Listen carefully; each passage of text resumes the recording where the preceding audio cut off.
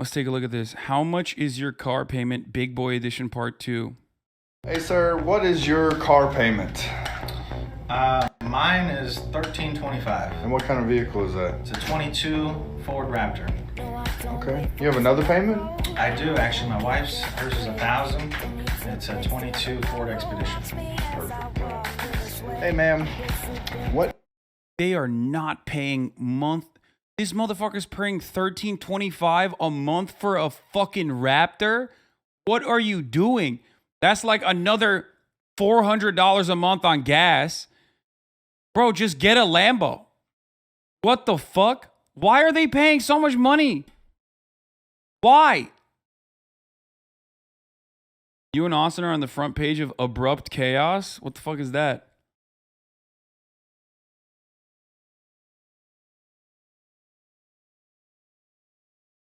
Bro, I think that's literally less. I mean, that's more than my fucking car payments for a Porsche, dude. What the fuck? That's insane. That's insane. That's completely insane. That's like what rent should be, okay? Oh, Abrupt Chaos, this? Dude, what is happening? I'm popping off on fucking Reddits in a positive way, which is kind of cool. I wonder what this does. Hasan! Fire left engine. Fire left engine. Fire right engine. Fire right engine. Autopilot. Altitude. Stabilizer motion. Stall. Brake. Bro, when I sold cars, this is how people are. You try and car them down, but once their mind is set, they're done. Wind shear. I wonder what this does. You never want to hear that from a pilot? That light was a stupid kid indicator light. It was just letting the pilots know how they should ask their kids to check the blinker fluid levels.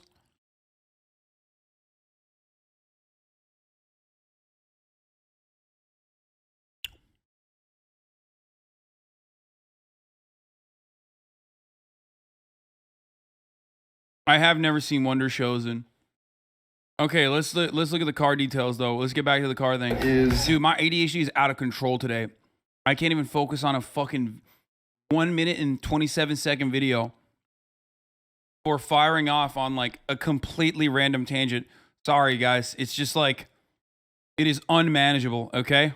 Your car payment. $1,386. And what kind of car requires a $1,386 payment? A 2022 Grand Wagoneer Series 3. Perfect. What the fuck? A Grand Wagoneer? What is that?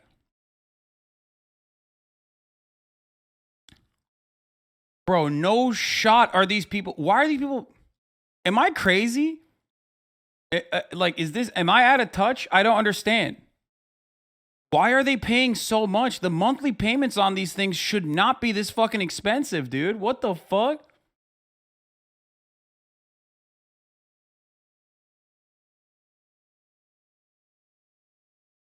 There ain't no fucking way, dude. There is no way. They got like, they must have horrible credit.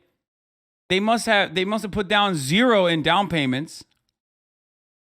Cause none of this shit makes sense.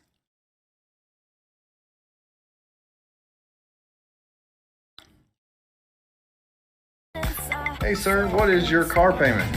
I got a couple of them, but the first one's $1,445. What kind of car is that? That's a new GMC Sierra 2500. What? No shot. Bro, what the fuck? This car, he's paying rent on this fucking car. I don't understand it. The car is fucking 41 grand, dude.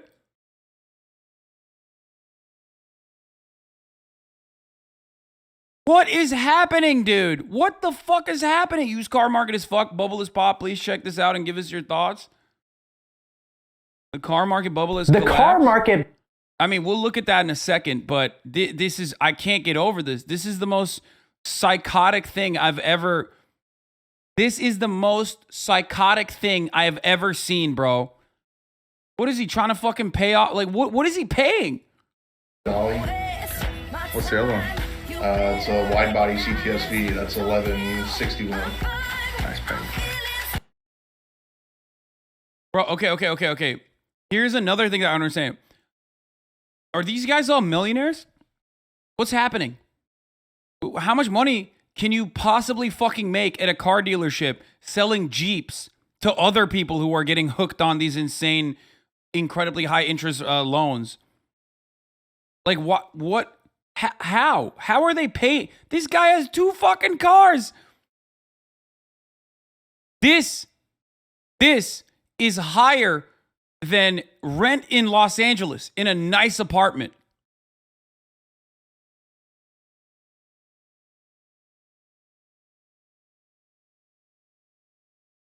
Just at that point, get a cheaper car, bro.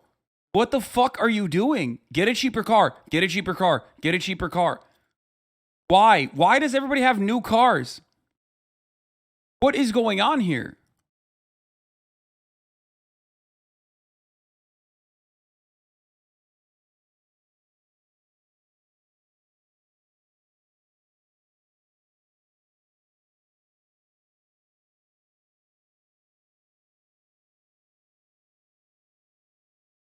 Do you think if you go far enough in the rabbit hole, you will learn they getting their money from rent? No, bro. These are car salesmen. These are people who are working in a fucking. They're selling cars. They make money selling cars. It doesn't make any sense to me that the people who are selling cars are getting the absolute worst possible fucking car deals here. Like, this does not make sense. When I went to buy the car, if you remember, I took a used car salesman with me, okay? And he did a really horrible job negotiating regardless, especially because when I bought it, there was like no other fucking cars available, even though I still lucked out and got the Taycan before like the shipment of Taycans burned in the middle of the fucking ocean. You know what I mean? So like, and also before the gas prices went fucking bananas. But having said that, even then, it was like jacked up. This is the car salesman version of like getting high on your own supply. I don't understand why. I do not understand why this happened. Okay? I do not understand how this could happen. I worked for GM and was looking at a Sierra 1500 and they wouldn't do less than $1,300 a month for me, lol. I'll stick with my '08 Tahoe, thanks.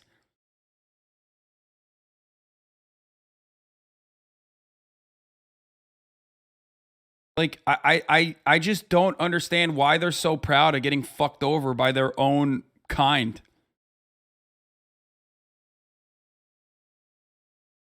Rule to live by: if your car payment is more than your monthly repair cost for your current car, you don't need a new car. Yeah. No, it's not worse deals. It's dealerships fucking everyone. They started the high prices after Donut Media started making the videos. Dude. The car market, the used car market is fucking out of control. Okay? The car market in general, dealerships in general are a perfect example of artificial scarcity. First, it happened because of COVID, because of the supply lines being disrupted, because of logistics falling apart, because of the chip shortage, right? There was a legitimate shortage in new vehicles. Then the used car market went fucking crazy. And in that process, dealerships found out that they don't actually have to constantly have 300 fucking cars on the lot that is not getting sold and depreciating and take a risk. When people are willing to pay insane premiums, insane markups for vehicles, because in America, we have no adequate public transit. So if you don't have a car, there's nothing you can do about it. You have to get a fucking car. If you don't have a car, what are you going to do? Walk? You can't do that. There's no sidewalks. If you don't have a car, what are you going to do? Bike? You can't do that.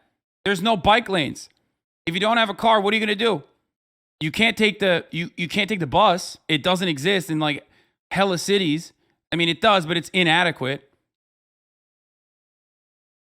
Okay?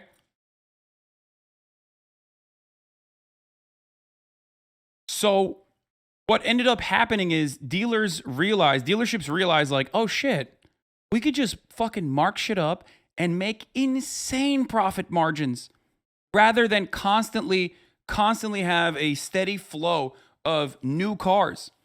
So now you're making profit off of like one car that you would make off of selling 12 cars. So they kept up artificial scarcity.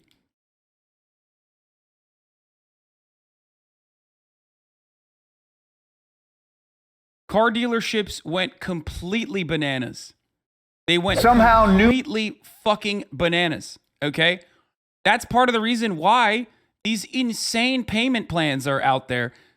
And even the people who are selling you these insane payment plans are themselves buying into these insane payment plans. What the fuck?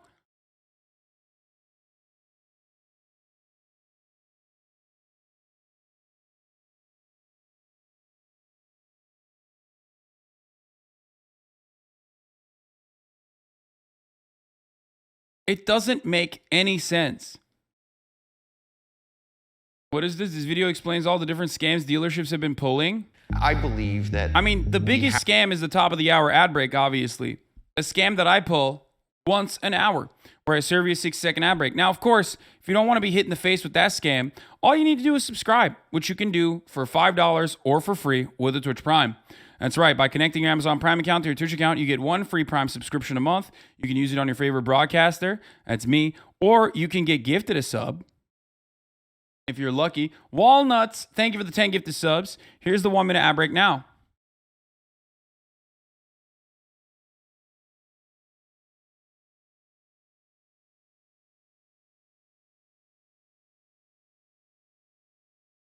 have to go to a non-negotiated price, totally online, transparent, 100% pickup and delivery model.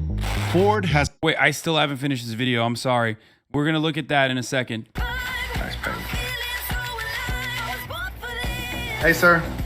What is your car payment? Bro, what's your car payment? And what kind of car are you driving? You know, honestly, I was about to make my car payment. I'll even show you. It's kind of funny. Everybody's talking about high payments. Look at that number right there. That's my car payment. Dang! 2021 wide-body Hellcat Charger. Hellcat.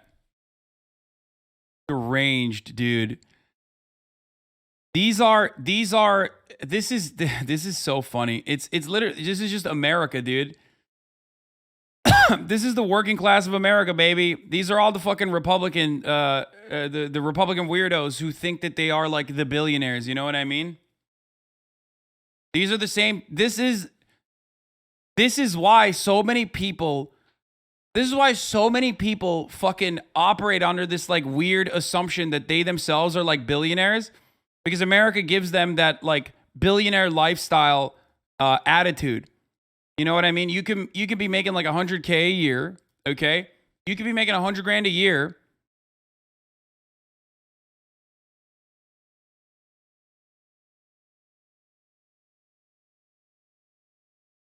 And then you make an insane car payment, like $1,500. For $1,500, you could buy like an incredibly expensive toy that you certainly do not need, that you can certainly get a much cheaper model on. But hey, that makes you feel good. It's fine.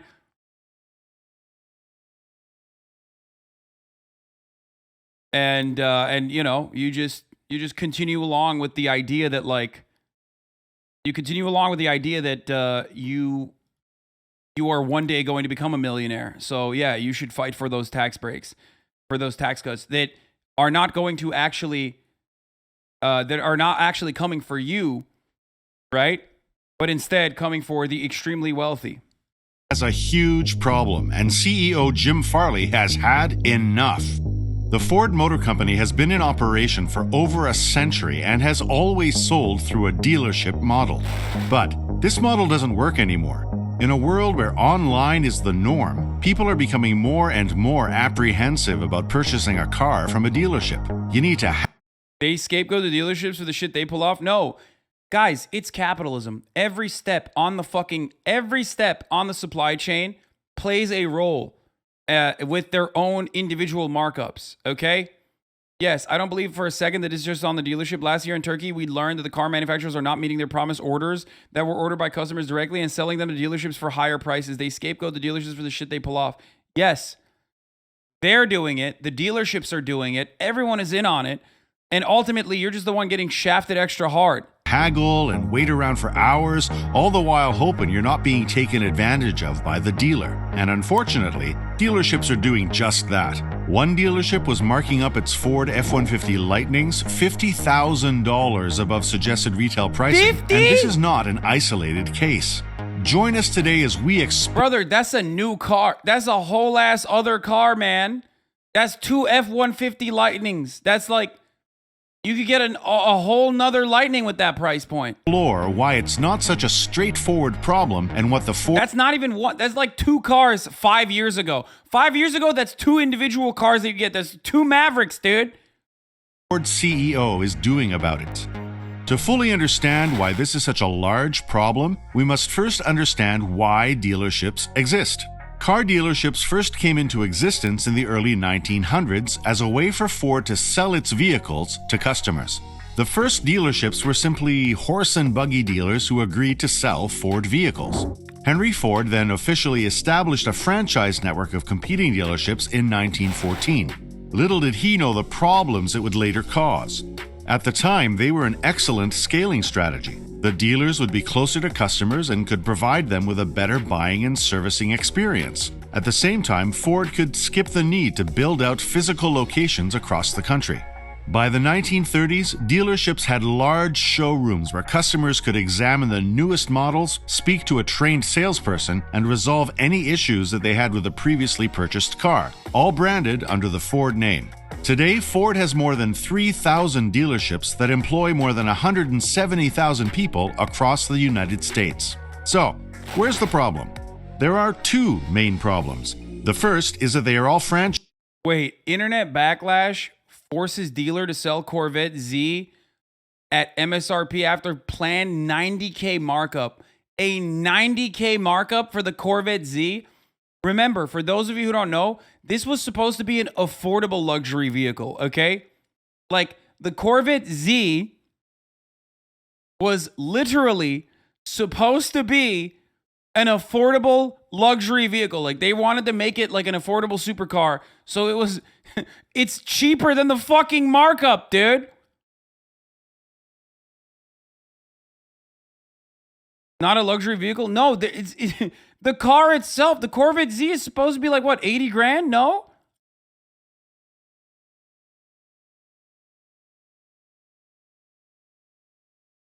The Corvette Stingray base is at 60K. The Z is a different version of it. Oh, okay, the highest trim level.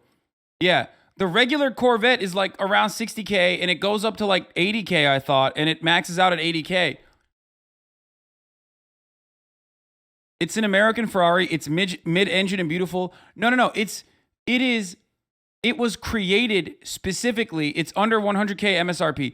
It was created specifically so that, like, there was an American sports car, okay, like a luxury supercar that was supposed to be affordable, like in comparison to its competitors, which is a fucking Lamborghini. Okay, yeah, it says starting at 105. The Z version is starting at 105 grand. Okay. Yeah, I'm talking base model. A lot of these have crazy trim, and that's usually where you get like the fat markups and whatever. But the 2022 Corvette Z, if I'm not the Corvette Z, but the 2022 Corvette was supposed to be a relatively affordable luxury supercar, right?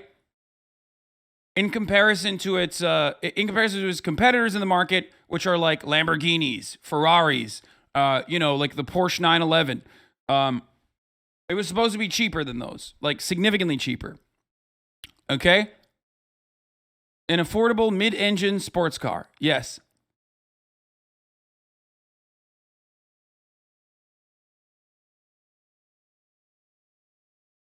The car itself is MSRP is $105,000.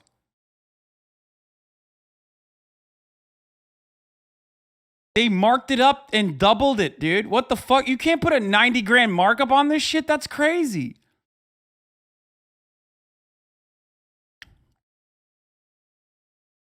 I have a local Ford dealership in New York City that's selling a 50K Mustang for 96 grand, a 46 grand markup. I can send the link. It's hilarious. Yo, people are fucking out of their minds, dude. Nobody buy American muscle cars. My dad decided to buy a 2019 Shelby Cobra GT 350. I tried unsuccessfully to talk him into a GTR instead. He still spent like 75K. Less than 2 years later, under 10K miles, I need a fucking engine replacement. Hogs can't build cars well no more. First of all, Americans have never been able to build cars well. The joke was always that like, what? The joke always was that like American vehicles were always subpar in comparison to the engineering of like European vehicles and also the engineering certainly of like Japanese vehicles and shit. Yeah. Ford, fix or repair daily. You are totally correct. The Vet was the poor man's Ferrari for the masses. The Z0 is like the super sport version, more track car. Chevy was supposed to sell those at the EU sports car market, but as you see, yeah. Don't be amazed by supply and demand. Yeah, dude, I know. You can supply and demand your way out of this as much as you want, but ultimately these are fucking unreasonable and incredibly, incredibly high price points. Every car is like marked up and getting to a degree where it's like 2x, dude. That's not a markup at that point. 5 grand is a markup. Double the price of a car is fucking stupid. And you are getting fucked over, and you are literally saying, well, it's okay that this dick is directly in my ass because, hey, who cares? That's supply and demand, baby. They're taking advantage of you, and you're advocating for it. It's price gouging. Now, we're talking about luxury vehicles, right? So who cares? Obviously. Oh, price gouging on luxury sports vehicles, like a mid-engine sports car. Who gives a fuck? Fuck you, rich guy. You're right. But that price gouging isn't happening just on the luxury vehicle market, okay? It's happening on the used car market, specifically with economy cars, because people who are buying economy cars are buying economy cars because they need it. They need it. They desperately need it. We have no public transportation. We have no fucking walkability in our cities. We have no bike lanes or anything like that. So they need it to do their daily fucking, their daily route. They need it. They need it. In the United States of America, vehicles are almost like, vehicles are basically inelastic demand at this point. It's like unbearable and unheard of. European chatters are probably like, what do you mean inelastic demand? It's like, no, you can't go anywhere without a car.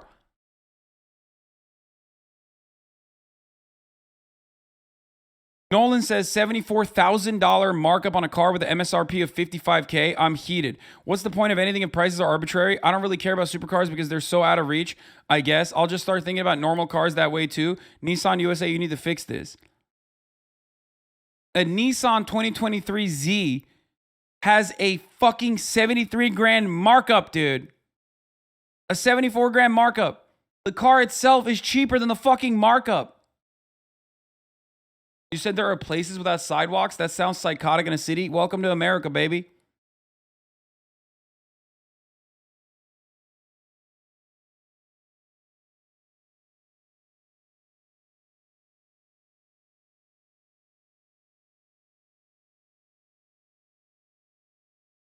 Dealership wanted $425 a month for a 2013 Corolla Sport Edition. I pay less for a 2016 BMW. What the fuck?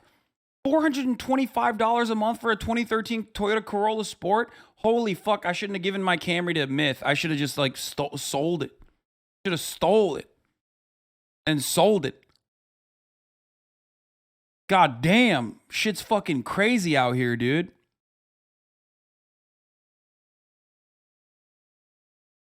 And yes, this is not exclusive to dealerships. Dealerships are the ones who are touching the consumers, obviously. So it's the most immediate markup. It's the most immediate fucked up part of the process. So you get it. You see it directly, right? It's the consumer facing side. It's not B2B, right? So you see them fucking you over directly. So that's why you're like hyper focusing on this.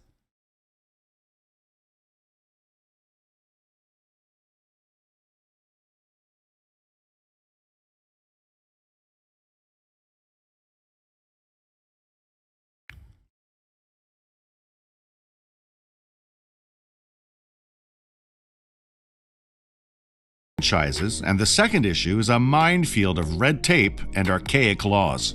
As the showrooms are franchises, Ford does not own them, nor do they fully control what happens at the dealership.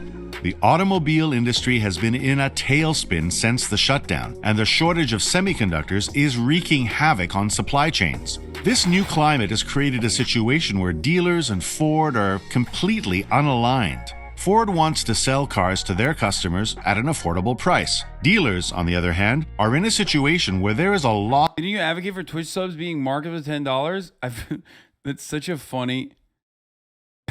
That's such a funny lie to make up. Lot of demand and very low supply. 2020 and 2021 were tough times, and now they are unable to resist the temptation to cash in by charging exorbitant prices. A New York City man reported a 2021 Ford Bronco at a New Jersey dealership with a manufacturer's suggested retail price of The idea that Ford wants to sell vehicles at affordable prices is fucking ridiculous, dude. That's not true either. No, Ford, just like the dealership, want to get the most amount of money for their fucking product, okay? The idea that they're like, oh yeah, we care about the consumers and that's why we want to make sure that there's like some kind of price stability. Okay, make more fucking cars then. It's not like the dealerships wouldn't fucking buy them outright. I mean, there is a certain degree to it, but there's a certain degree of truth to that. Like, obviously they don't want, like, the reason why they make the Maverick, for example, is because they do want to sell more of the car. It's a cheaper car to make. And they want more of that car out there, right? They want people to be able to buy a relatively affordable pickup truck, right?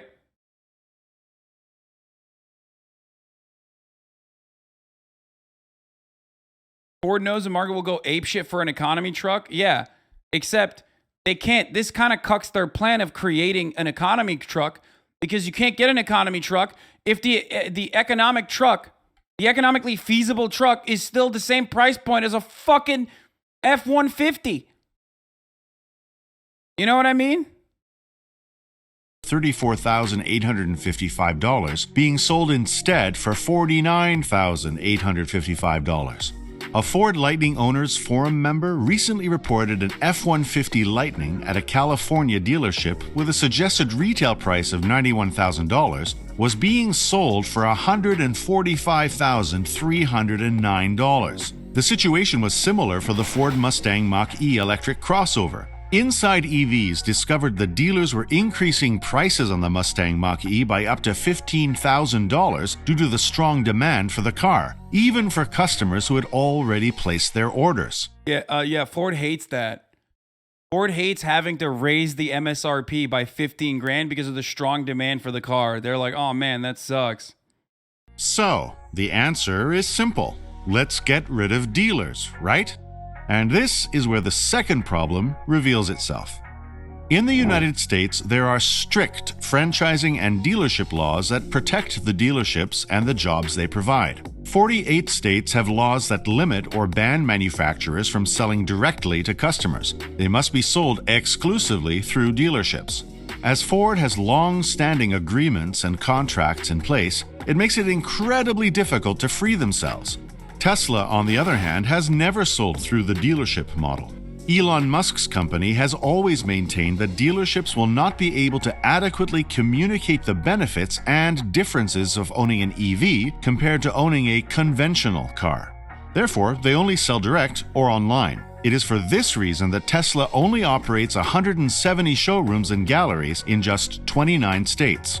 Tesla came up with the name Gallery to get around these laws, as they are not selling cars but merely providing a space where potential customers can learn about their products. In these galleries, Tesla employees are not permitted to discuss pricing or finalize a purchase. In a Tesla gallery, orders are strictly taken over the phone or online. These purchases are handled as out-of-state transactions and must be final. Yeah, so they can provide direct price gouging. I mean, yeah, they do that too.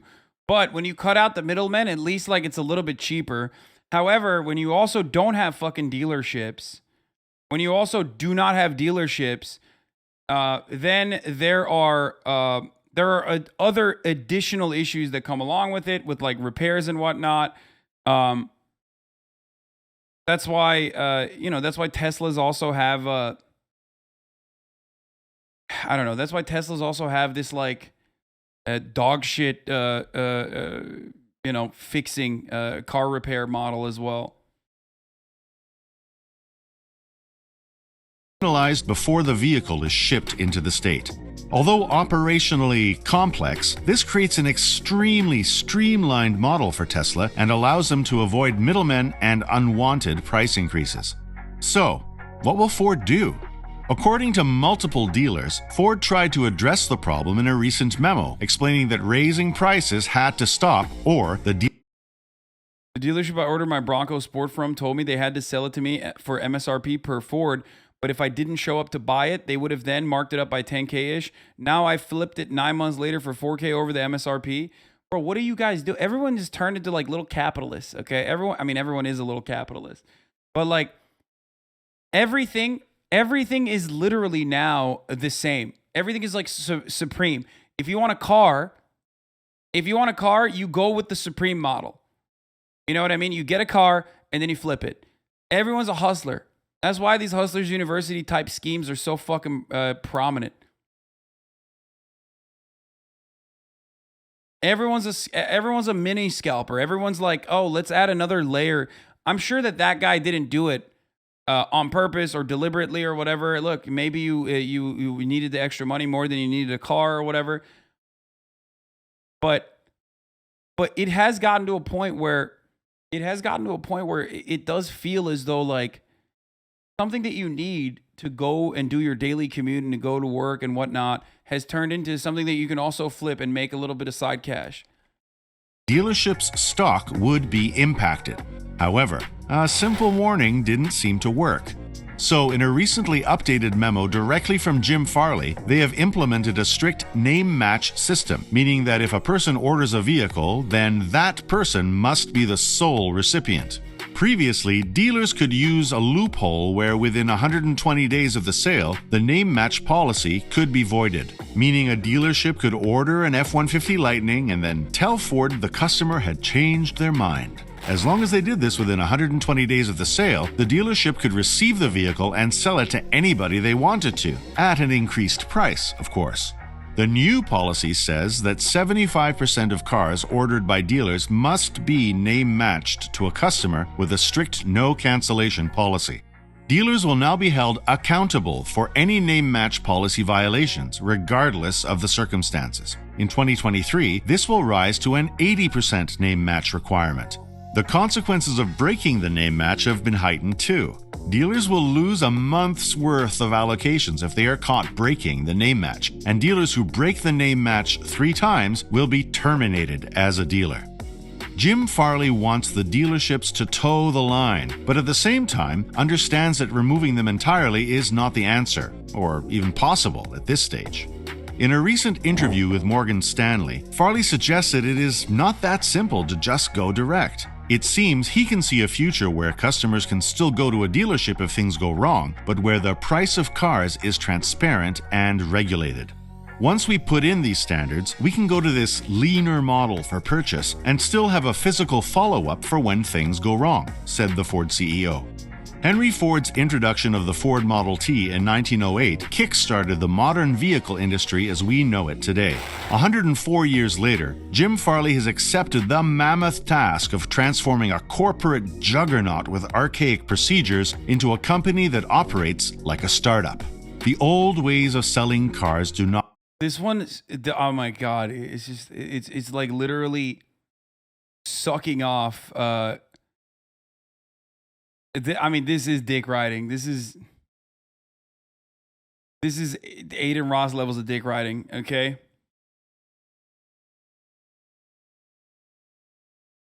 Not work in the EV age. Unnecessary price increases will only frustrate customers and drive them to competitors. To stay ahead of the curve, Ford needs to make some changes, and they need to make them quickly, and Farley seems to understand.